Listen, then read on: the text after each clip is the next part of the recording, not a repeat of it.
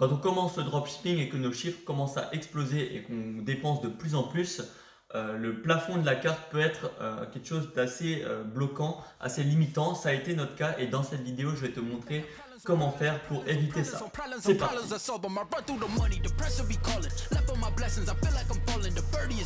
Tell me I'm garbage, I'm going through something, that's why I ain't calling. Phone and progression, it's all that I wanted. The phone and affection, I summon and dub it. Cause I got problems on problems on problems on problems on problems on problems, I solve them. I run through the money, the pressure be calling. Left on my blessings, I feel like I'm falling. Donc salut, j'espère que tu vas bien. Comme je te l'ai dit, je vais te donner quelques conseils, je relis mes notes, pour ne pas dépasser les plafonds de sa carte. Donc pour nous, ça a été un problème parce que voilà, on commençait à scaler et puis on dépassait le plafond de notre carte qui était 20 000.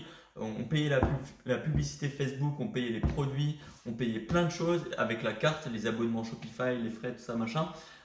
Et au final, on était obligé de s'arrêter de scaler, de déscaler justement parce que sinon la carte allait plus passer et puis voilà, on aurait été bloqué. Donc c'est important de savoir déjà son plafond. Donc je relis vite fait mes notes. Donc voilà, ce qui est important en fait, c'est de déjà payer toutes les publicités par virement bancaire, les publicités Facebook. Donc le virement, ça compte pas dans le plafond de la carte, c'est ça qui est cool.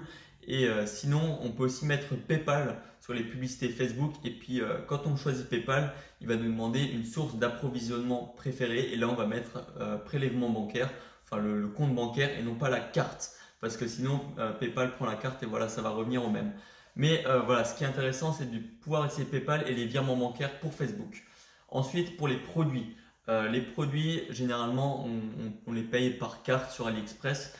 Mais si maintenant, tu arrives à avoir un agent, ou alors ouais, un agent, justement, un agent, ça peut faire l'affaire, qui accepte les virements bancaires, ça peut aussi être une très bonne solution, ou alors PayPal. Après, dans ce cas-là, PayPal, je déconseille un petit peu parce qu'il y a beaucoup de frais. On a déjà payé des produits par PayPal et voilà, ça rajoute des frais, c'est comme si ça augmentait le prix du produit et au final c'est pas ce qu'on veut, c'est pas optimisé on va dire pour être le plus rentable.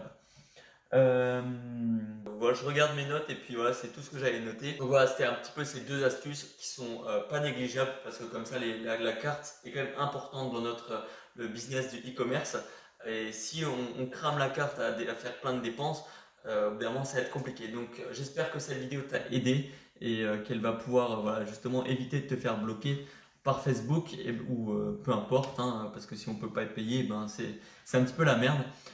J'espère que ça va t'aider pour ça. Puis voilà. Sur ce, si ça t'a plu, ça t'a aidé, encore une fois, je te laisse mettre un pouce bleu en bas de la vidéo.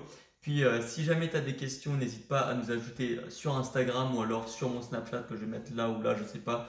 On fera un plaisir de te répondre à tes questions et même on pourra s'appeler si tu as envie, si tu as vraiment des grosses interrogations ou alors si tu veux qu'on regarde un petit peu ton site. Donc n'hésite pas à nous envoyer un message, on y répondra. Puis voilà. Sur ce, jusqu'à la prochaine fois, porte-toi bien, travaille bien, crois en tes rêves. Ciao!